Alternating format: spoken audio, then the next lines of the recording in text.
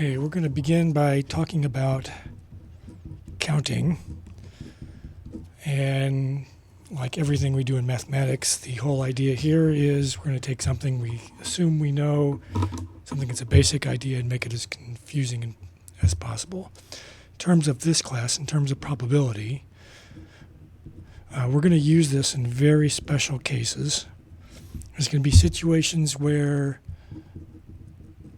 each event, whatever that means, is equally likely. So the idea is that if everything's has the same probability of occurring, then we can look at relative frequencies. So the idea is going to be, we're going to introduce something called the relative frequency. This is going to be the number of ways an event can occur, divided by the total number of events that are out there. And we're going to talk about this word event later. It's going to keep coming up. But having said that, we're going to focus first on this question: how many ways can something happen? And the answer is going to be, it's going to depend. And we're going to see situations where all kinds of crazy caveats and things can happen. First thing we're going to do is focus on this idea of occurrence. And I'm going to start off with an example. Suppose I say, let's roll six-sided die twice.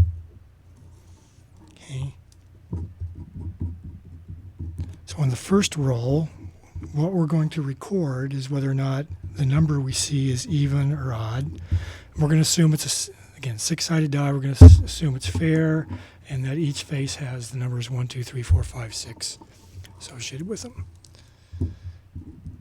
On the second roll, we're going to record whether or not we get a 1 or 2, or a 3 or 4, or a 5 or 6. Okay, so what's going on? So the very first thing we should do is just try to sort out what are the events. And the events can depend on the context. So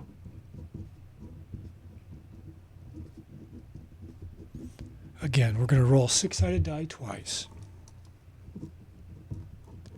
On the first roll, we're going to write down even or odd. On the second roll, we're going to write down whether we get a 1 or 2, 3 or 4, or 5 or 6. So the idea is this, and there's different ways to visualize this. We're going to first talk about tree diagrams. So we start before anything happens, and we're going to roll the first time, and then we're going to roll the second time. On the first time, we could get either even or odd. So there's two options. For the second roll, if I roll an even, after that, I could get a 1 or 2, 3 or 4, or 5 or 6. So those are my options. And the same thing can happen if I get an odd the first time. So for example, if I were to say I got an odd, then a 3, 4, then that means this is what just happened. Okay, I basically got the odd and then the 3, 4. So in terms of what could happen, well, we could have an even first, and if it's even, I could get a 1 or 2, 3, 4, or 5, 6. I could have gotten an odd first, and if that was the case, I get an odd 1, 2, an odd 3, 4, or an odd 5, 6. So notice for the first case, there's two things that can happen. And for the second case, there are three things that could happen. So because there's two things that could happen first, I've got two options, and for each of those two things, there's three things associated. So there's six particular things that could happen. I could have the 2 times the 3. Okay, so let's look at another example. So in this example,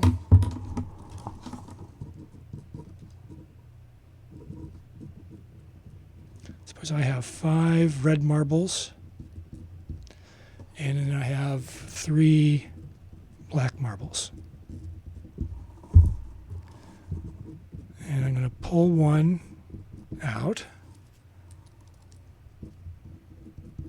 set it aside, and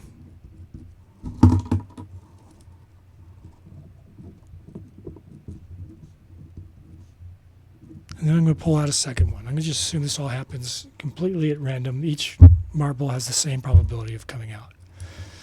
So in terms of the number of ways things can happen, again with a tree diagram, before anything happens, I then take the first pull, and I could get either a red or black marble.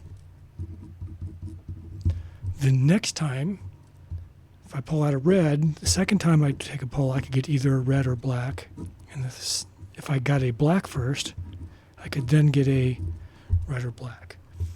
So the total number of things can happen would be this, would be red, red, red, black, black, red, or black, black, which is 4. Or I could think of it this way. If I got a red first, I could then get a red or a black. If I got a black first, I could then get a red or another black.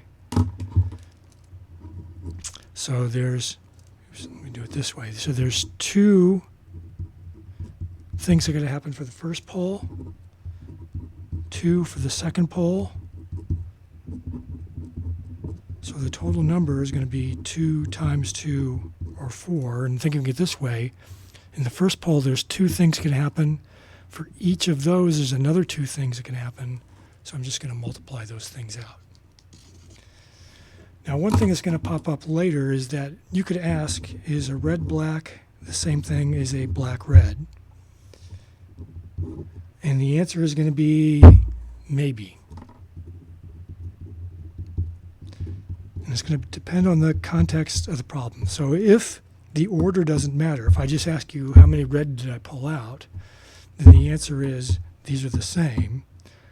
But on the other hand, if it does matter, if I got the red first or the black first, then these are different. So it's going to really depend on the context. And so that's going to bring up a couple important definitions. So this first definition, the first thing is going to be permutations. And the second is going to be combinations. For permutation, the order that things happen matters. So in that case, a red-black is different from a black-red. For combinations, we're going to say order does not matter. So in that case, the red-black is the same as the black-red if it's a combination. And which one do you use? It really depends. And before you start working problems out and dealing with things, you really got to stop and ask, does the order matter? Am I dealing with permutations or am I dealing with combinations? And you got to really read careful what's going on and try to decide what is going on in terms of the particular problem. So let's look at an example. Suppose I'm going to pick M people from a group of N people. So first is I'm going to choose M as in Mike, number of people, and I'm pulling them out of a pool of N as in November people. So if I were to be talking about combinations,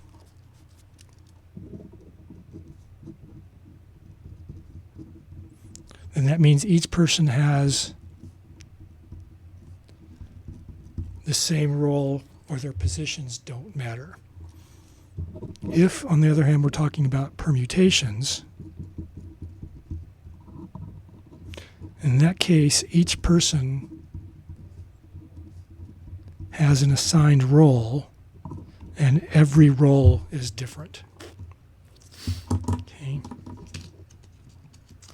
So an example of if this is combinations would be if you're pulling people for a sports team and there's no assigned positions, but it's permutations if each person has a particular position on the field they have to play. Okay, and sometimes it's going to be even more confusing in that it's going to be a combination of things. So for example, in basketball, you may have 2 people are guards and 2 people are defense. And so they have roles, but those roles may be interchangeable. Okay. So we're going to have what's called a basic principle of counting. And the idea is this. If I have one event can have n outcomes,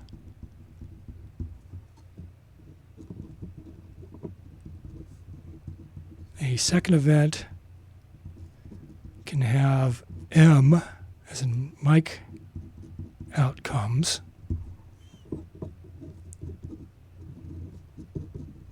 If that's the case, then the total number of outcomes is n times m. And so we saw in the very first example is the first outcome had 2, second outcome had 3 possible things that could happen, and so the total number then was 2 times 3, or 6. Okay. All right, so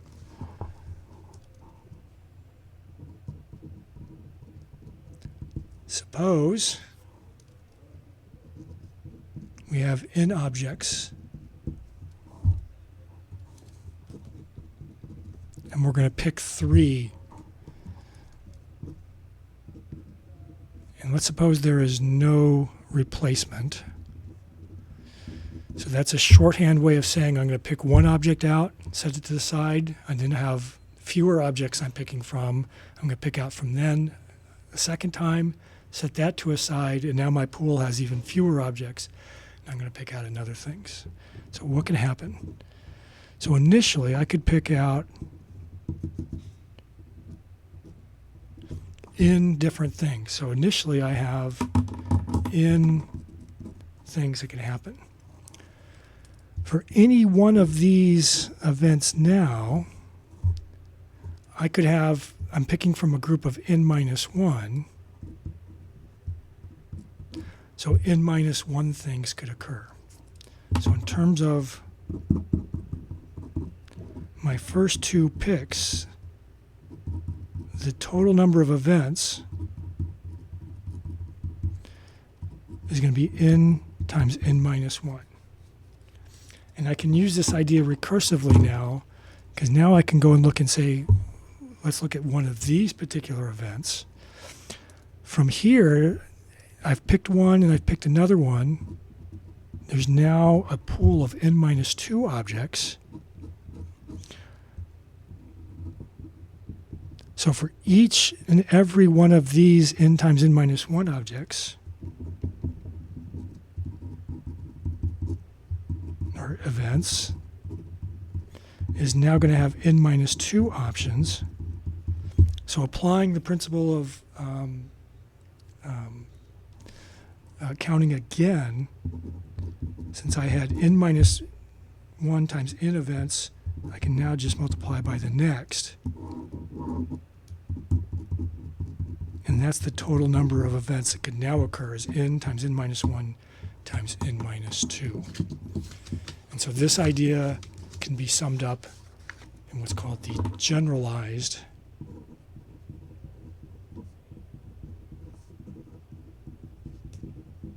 principle of counting. And the idea is this, is I've got R actions or R things that I'm doing. For the first one, there's N1 possible outcomes. For the second one, there's N2 possible outcomes. For the third, I assume there's N3 possible outcomes. And you keep doing this until you get to the last one, action R. And we're going to assume that has NR possible outcomes. And so now if you use the principle of counting, if you just look at the first action, there's N1 possibilities. For each one of those, N2 things can happen. So if I just look at the first two, there's going to be N1 times N2 outcomes. Now, for each one of those, there's N3 things that can happen. So again, given that there's already N1 times N2, I can just now say, by the principle of counting, there's N3 things. And you keep doing that recursively. And the total number of outcomes, that should be NR,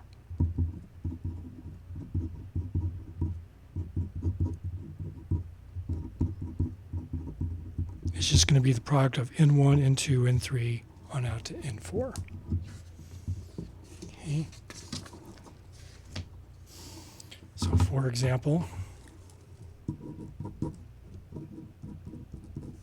suppose I've got a colony of 5 animals, and we're going to assume each is different.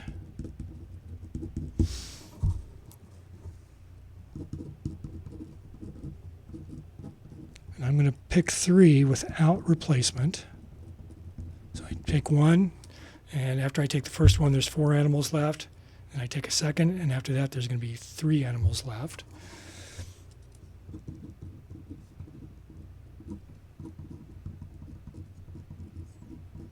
I'm going to ask how many things can occur if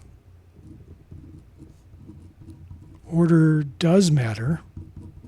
So, for example, the first one you pick may decide it's the leader of the rest, and so the second one you pick is going to be the next in line.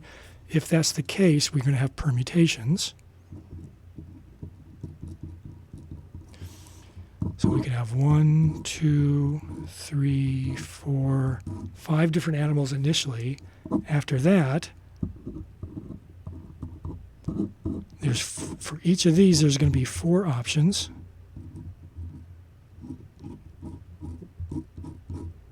So if I pick the third animal, then what's left, I could pick the first, second, fourth, or fifth animal after that.